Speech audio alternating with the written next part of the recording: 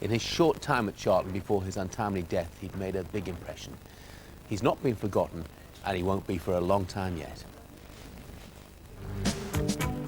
When Charlton held a minute's silence before their opening game of the season, you could tell from the players' faces they'd lost someone dear to them.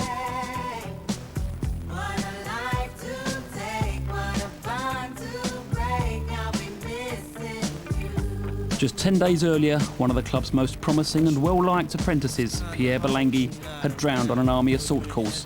The youngsters were on as part of their pre-season training. He was just 17.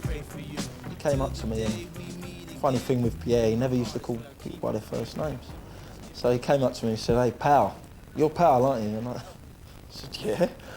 I said, "Who are you?" And he says, "Pierre Bolangi, I'm coming for your shirt." So I realised he's a left back, you know.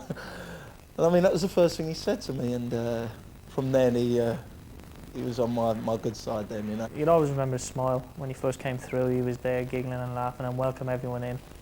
He was just like a bubbly character, really. I mean, he got on with everyone. I mean, he was always trying to be the best, but everyone knew that he was trying to be the best, so everyone just got along with him, really.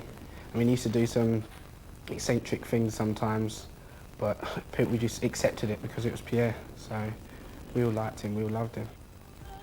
Originally from the Congo, he moved to East London, where his sister and cousin helped raise him.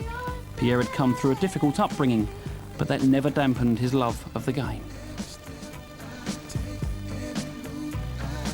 He had quite a difficult background, he came through it, and to get where he was, you know, it was ultimately his dream to be a professional. He was so happy to be here that each day was just a great day. He'd started to break through into the reserves, and there was a feeling at the club he could be one for the future. He used to say to me, "I haven't got all the ability," but he says, "I'm determined and I'm going to get there." And that's why I used to look at him, and he used to practice and work hard on his game. And he wanted to get to the top and wanted to strive to be the best. He had every possibility of being very successful. His determination was second to none. He was very quick, very tenacious, good defender. He had the platform, you know, he had the ingredients in there, and he also had the main one, that he wanted to be successful. Well, if you listen to Pierre, he was always telling you, you know, as I said, he'd play 500 games for the club, he'd save us millions, he'd play for England, he'd be the solution to the England left-back problem, you know, that was Pierre. So when it came to picking just one youngster to join the first team on their pre-season tour of the West Country, Pierre got the nod. He joined in the training sessions and never embarrassed himself in the training sessions, and as I say, when the two sides were picked, if he was having a little bit of a game, it wasn't as if one side was weakened. You know, we knew he'd hold his end up.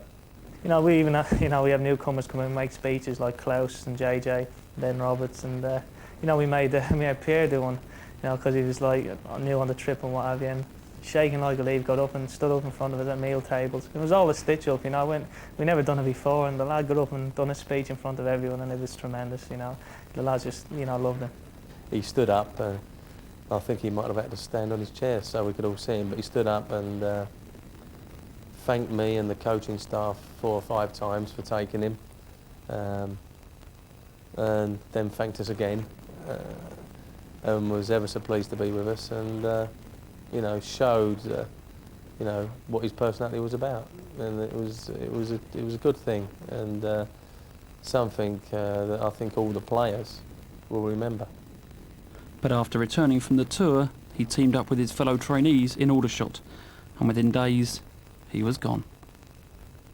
So when the team lined up against Manchester City, Pierre was still fresh in their minds.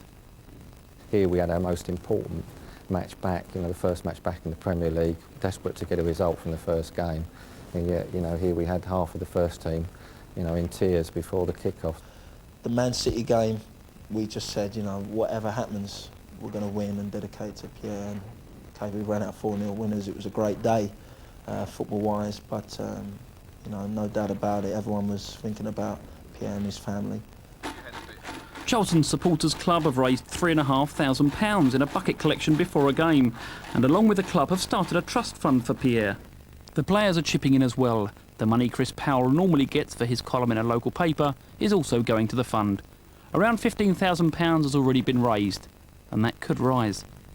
The under-19s won't use the number 3 shirt again this season as a mark of respect. And one thing's for sure, the name Pierre Bolangi won't be forgotten at the Valley. It was hard. I mean, it still is hard. It's like I play on the left midfield, and when I used to look behind me, I used to see Pierre. Obviously, he's not there anymore. But I mean, we're just trying to cope with it, really, trying to just get through it. You know, like, and the best thing for us to do is to play football, to concentrate on our football. The boy had only been with us a week earlier, and you know, we knew what had been lost.